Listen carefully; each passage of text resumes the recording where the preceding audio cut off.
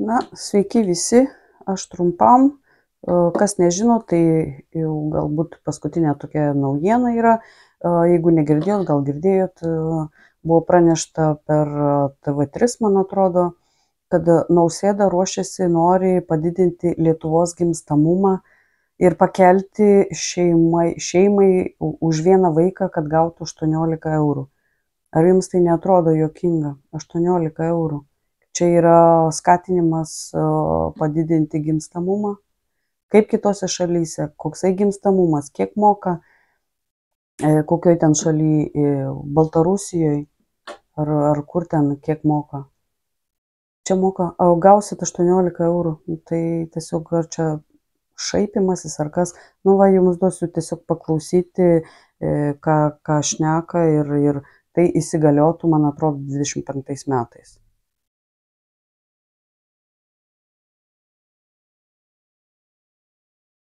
Tuoj minutę. Taip.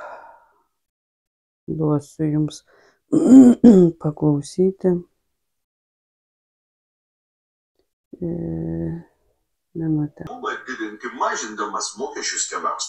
Šalies vadovas teigia Seimui gyventojų pajamų mokesčių lengvatą, kuri įsigaliotų po 2 metų, jeigu Seimas pritars dėl papildomo neapmokestinamojo pajamų dydžio, už vieną vaiką tėčio ar mamos piniginė papildėtų beveik 18 eurų per mėnesį. Tik ar Seimas pritars, dar neaišku, nes jau dabar kai kurie politikai prezidento siūlymą vadina priešrinkiminiu populizmu. Kiek turit vaikų? 3 ir pakeliui dar 4 stebuklas. Vieną. Turiu 4, nežinau, kas lemtų. Niekam atrodo nori ir turiu. Kad tėvai norėtų turėti daugiau vaikų, prezidentas siūlo mažinti mokesčius. Vienas iš tėvų galėtų pasinaudoti didesnę neapmokestinamojo pajamų dydžio lengvata. Galėtų pasinaudoti tiek šeimos, kurių nariai dirba pagal darbo sutartis, tiek ir dirbantis pagal individualios veiklos pažymas. Ir metų gale deklaruoti pajamas ir valstybė sugrąžintų jiems lėšas. Ir įstatymas numato, kad ši mokesčių lengvata šeimai apimtų 87 eurus už vaiką. Į rankas per mėnesį tai būtų beveik 18 eurų. Pinigai nėra vienintelis faktorius. Aš manau, kad pinigų žmogus gali užsidirbti pats ir dauguma užsidirba. Bet tam, kad galėtų turėti vaikų, reikia sudarinti darbo laiką su vaikų priežiūra, darželių sistema. Reikia palaikymai, tėvystės atostogos, mamystės. Bet dar reikia visuomeniai to palaikymo, kad tu gali, kad tai yra stebuklas. Tiesa, tiek valdančiųjų, tiek opozicijos atstovai tokiam prezidento siūlymui turi pastabų. Pavyzdžiui, kad geriau didinti vaiko pinigus, o ne didinti NPD. O kai kurie tokį siūlymą vadina populizmu ir sieja su artėjančiais rinkimais. Prezidento iniciatyva, turbūt galima ją vertinti visame rinkimų fone įvairių kitų iniciatyvų, kurios yra labiau nukreiptos įsiūlyti gerovės sprendimus, bet nepasiūlyti tam tvarių finansavimo galimybių. Ką labiausiai norėtųsi, kad didėtų atlyginimą. Tada žmogui nereikėtų laukti, kad geroji valstybė arba gerasis prezidentas, gal Seimo pirmininkas čia pasiūlo vieną ar kitą kažkokias išmokas.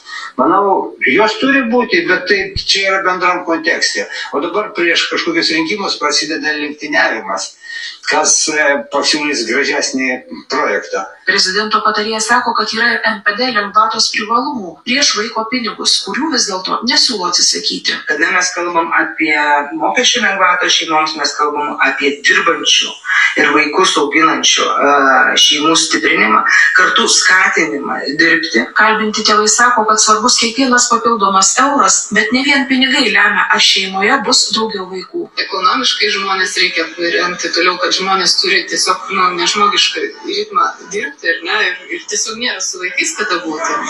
Yra dideli mokesčiai pačius vaikus išlaikyti, nežinau, į mokyklą vien išleisti. Reikia duoti jiems atsikvėpti. Dabar nebėra močiučių ir senelių, kurie augintų, turim auginti patys. Turi būti manoma suderinti darbą ir vaikų priežiūrą patiems. Man iš prezidento labiausiai norėtųsi, kad jis pasiūlytų, kad turtingesni daugiau įdėtų į bendrą krepšelį, Ir tada mes galėtum spręsti ir daugiau Čia klausimų. kalba Apie Sysas. mokesčių lengvatą tėvams prezidentas paskelbė po susitikimo su nacionalinė šeimų taryba. Jos atstovai tokiam siūlymui pritarė. Derinant, pavyzdžiui, NPD su vaiko pinigais, galbūt, irgi toks būtų geras, papildomas postūmis šeimos. Prezidento siūloma lengvata valstybės biudžetui galėtų kainuoti iki 60 milijonų eurų per metus. Štai pernai gimė apie 22 tūkstančius vaikų. Skaičiuojama, kad vienai vaisingo amžiaus moteriai Lietuvoje vidutiniškai teko 1,27 naujagimio. Tai yra vienas blogiausių rodiklių istorijoje.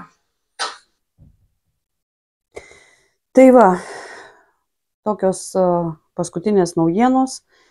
Jeigu kas negirdėjot, tai tiesiog čia aš skaitau, kad čia yra pasityčiojimas, tas 18 eurų čia tikrai neišgelbės šeimos ir tikrai reikėtų didesnės paskatos finansinės. Ir aišku, kaip kalbėjau, kad reikia suderinti ir visą pačią sistemą dėl darbo laiko, dėl mokyklos, darželių, darbotvarkės irgi tėvams patiems prižiūrėti vaikus. Nu ką, tai tiek tokios naujienos, trumpai pranešti norėjau. Ką, iki kitų kartų.